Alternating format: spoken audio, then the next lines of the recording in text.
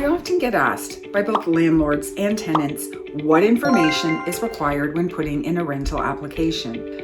Today's video is going to cover those components for both landlords and tenants. Hi, my name is Evelyn Lopes with the Evelyn Lopes Realty team, and for the past 32 years, I've been helping families navigate through life's changes.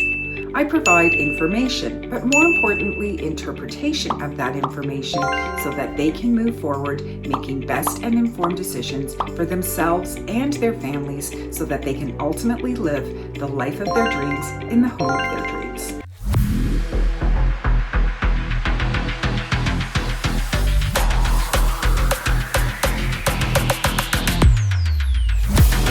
The first piece of information that would be required is the rental application. The rental application basically gives an overview of who the prospective tenant is. It includes the name of the tenants, anybody who's going to be on the lease agreement, as well as anybody who would be residing in the property. It would also require previous places of residence, whether it was rented or owned, and if it was rented, who the landlord was, and their contact information. The next piece of information that would be asked is places of employment, both present and past, along with contact information. So basically, it's just a general overview of who the tenant is. In addition to that, you would be required to provide a letter of employment. The letter of employment should be recently dated. It should state the nature of work, how long you've been there, how much you make, and it should be signed by somebody in authority along with their contact information so that that information can be verified.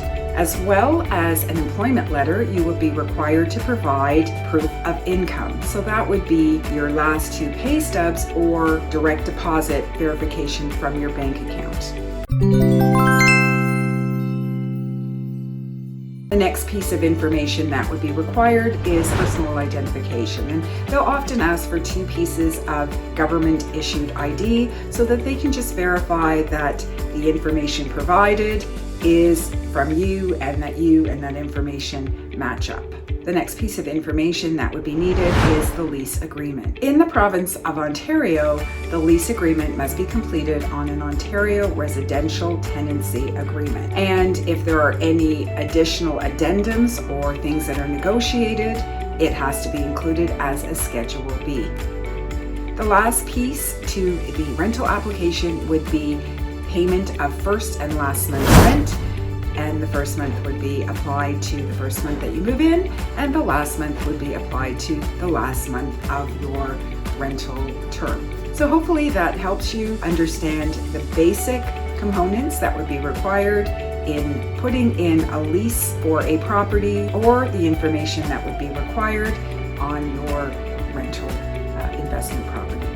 If you have any questions, feel free to reach out to me below. I've also included a sample of a rental application document used throughout the province of Ontario by the Ontario Real Estate Association. I hope you found this video informative, and if you have any additional questions, feel free to reach out to me at 905-965-5902. Thank you for the privilege of your time, and we'll see you at the next video.